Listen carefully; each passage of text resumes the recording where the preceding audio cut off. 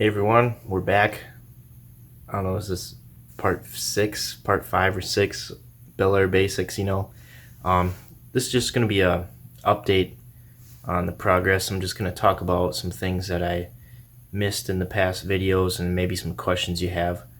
But today's July 26th. We're trying to get this car ready August 8th for a car show, and it's going to be pretty close, but I guess let's start out with what I think was up. Well, first of all, we got the car backed out today and kind of cleaned the floor up because we gotta be crawling underneath there and stuff to bolt up the transmission. But cleaning her up, and the interior in this thing is in pretty nice shape for the year. I mean, this thing sat in a barn for like 20 years, and the seats are pretty nice. Everything's pretty good. But I mean, look how nice these doors close. Just gonna, ooh, that's closed all the way. You know your frame's straight when it does that. Alright, so I guess I'll start from the beginning, part 2 forward, kind of in that order. So when we first took this engine, when we were putting it together, measuring all the connecting rod bearings and crank bearings and measuring the clearances, that's what like everyone does when they build an engine. It's like, don't trust the machine shop, or they gotta measure it again. It's like, well, my mistake. We measured everything and it's like we're getting double of what we should be. So we're like, I took it apart a second time, measured it again. It's like, yep, something's wrong, like bad batch of bearings, we thought. Called the machine shop and we brought it back, and they're like, oh, looks good, and they just use Plastigauge. Now, something a coworker mentioned to me that I didn't realize, and I've never heard anyone else talk about it. So when you're using Plastigauge, you're only checking one side. I mean, that clearance number is just the space between the crank and the bearing. Now, when you use a micrometer and a bore mic, you're using the whole OD and the ID of the bearing. Now, I'm pretty sure this is true. You got to double your number because you're factoring in the clearance on both sides. So that's why we're getting double what we should be when really it was fine. So we brought the engine back to the machine shop and they're like, looks good to me. And we're like, well, my tools must be off. I don't use bore mics that often, but still, I'm like, what's going on? And then they said the lifter bores were too tight. So that's something we would have probably skipped. So you saw in the last video I went through with some sandpaper, got them freed up. So that was good that we caught that anyway. And then right when I was putting stuff together, we noticed that one of the comments, one of you guys said, hey, I think your rear main seal's in backwards. And I'm like, what? We're all worried about the oil pan leaking because it's full of pinholes. I'll get to that in a minute. But sure enough, yeah, I put the rear main seal in backwards, and I guess just put in there opposite of what I did in the video. The cool thing is, though, you don't need to take the crank out to replace it. Most times you replace a rear main seal, you can do it in the car if you can get the oil pan off out and around the cross member, because it looks like rubber. I mean, it's coated in rubber, but it's actually just a piece of steel. So I went in there with a punch. You can punch it out around the crank and pull it out with pliers. I flipped it around and then tapped it back in, and it worked fine, and put some silicone on the ends. It was good. So glad I caught that. As far as the oil pan, I sandblasted it at my work, and I'll throw in a picture here. You can see how many pits there are in the surface, and there was some pinholes. So it's like, well, yeah, we got to get this fixed, So I looked around. It's like, well, I don't know if I trust JB Weld. Let's try to braze it. Brazing seems like a good idea. I mean, so I brazed it all up. Brand new hack job, ready to install.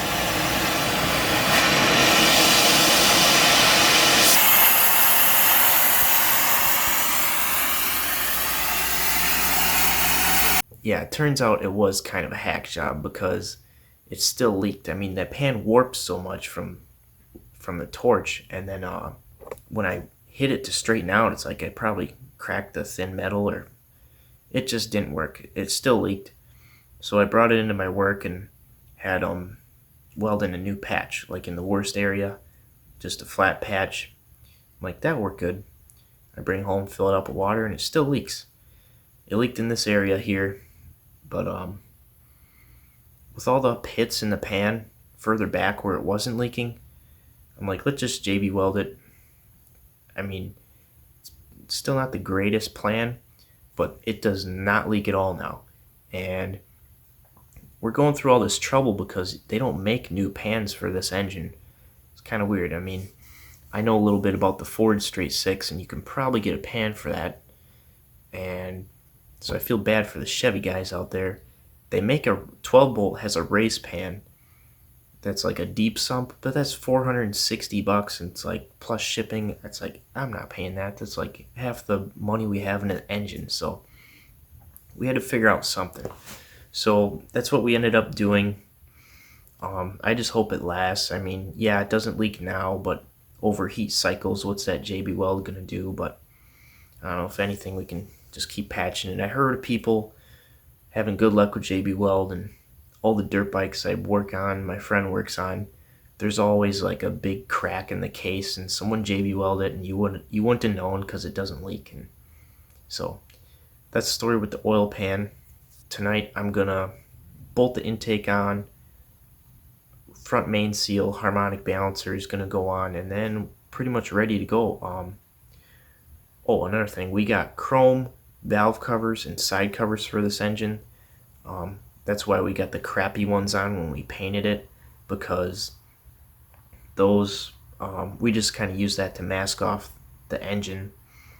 We got some nice parts going on, and then tomorrow we're gonna put the engine in the car. Pretty excited. Shouldn't be too hard. I really just want to have it bolted up to the trans motor mounts, and then once it's in the car, we can just piece everything onto it. You know, carburetor, radiator, coil, distributor. So I guess after that we gotta, I think I'm gonna put the distributor in last, because we can get everything else hooked up, we can put oil in it, and I got this tool to prime the oil pump. We're gonna just put that in there, prime the oil system, and then put the distributor in. And I'm gonna try something. I'm gonna like turn the engine 10 degrees advanced, and then get that distributor right where it should be, right at 10 degrees, so that when we start it up, it'll be right at 10 degrees. I won't even have to put a timing light on it, and just get it broken right away, like right when it starts. I want it to run good. The carburetor I had clean. It was pretty clean to start with, but I took it apart and cleaned it. The car had like a stumble when we would take a sharp corner or hit the brakes too hard. We're thinking there was too much fuel in the float bowl, and it was flooding. So I lowered the floats a little bit, and then I'll put a clip in here, this power valve accelerator pump type deal. I'm not very familiar with this carb, but it was stuck. So I got that freed up, so the carb should be good. I'll probably have to set the idle, but after that it should be pretty good. Yeah, the distributor, I just took it apart, cleaned it up, and it wasn't bad. Sanded the points down. Kyle, what are you doing? Sanding the points down. The hell are those? You know it's 2020, right? Yeah, you don't see points around anymore, but I mean, hey, it's gonna work for us, so that's why I'm still messing around with this stuff. I mean, it worked before, it'll work for what it is, and it's not really a daily driver, but it could be. You maintain all this stuff, it works fine for what it is. You gotta check out Richard Holder, does a bunch of dyno tests. He just did a 292 like what we're doing here, only ours is a 230. Ran an NA, tried out some carbs, and then put about 10 pounds of boost to it.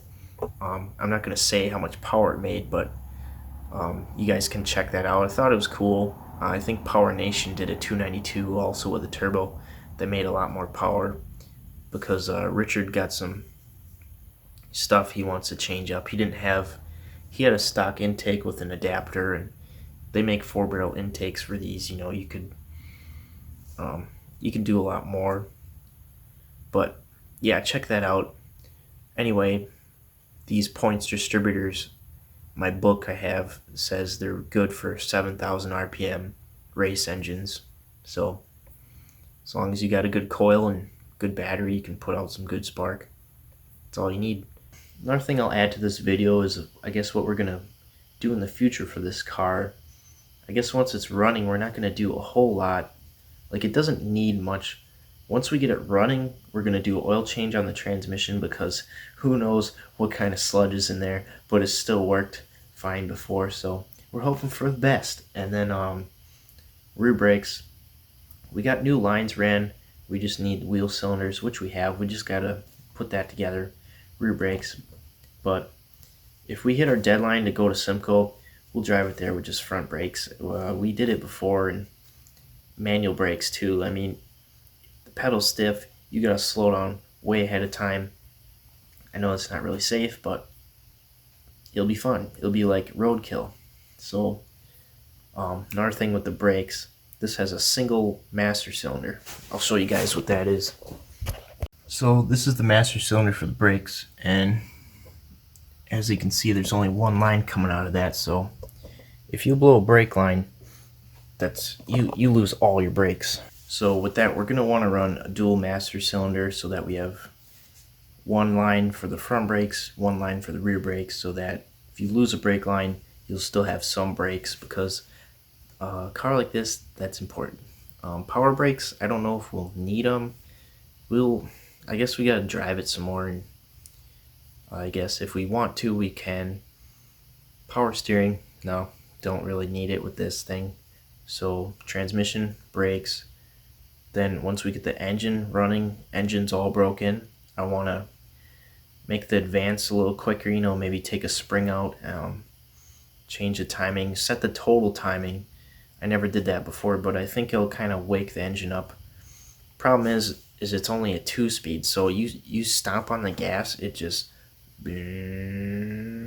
it's not like a 4 or 5-speed where it's going to be snapping first. So I want to make the engine a little more snappy just by dialing in the timing. I'd like to put headers on it.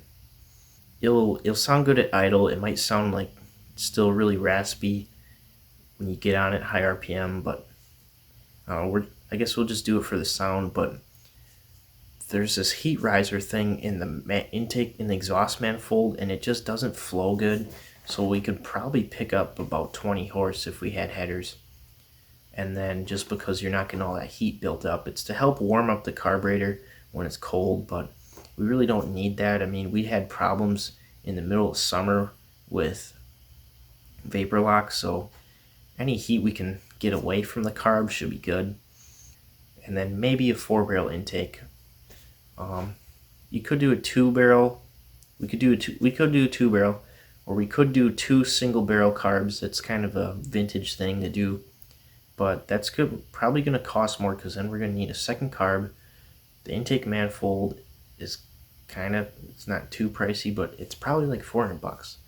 And then I have to figure out jetting. You have to get both carbs synchronized, so that's going to be like the hardest thing to do if I go that route. So I guess that's the only thing we're going to do to the engine. There's really nothing else we could do with it. I mean, like I said at the beginning of the video, it's kind of just a cruiser. It doesn't have to make a bunch of power, but headers with a 4-barrel might wake it up a little. So, and the timing. We're going to be out here tomorrow putting this in. Of course, I'm going to make a video. If you're keeping up with the series, thanks for watching.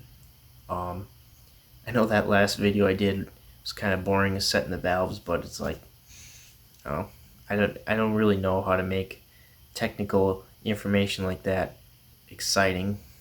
Get the engine in tomorrow, go from there. So thanks for watching.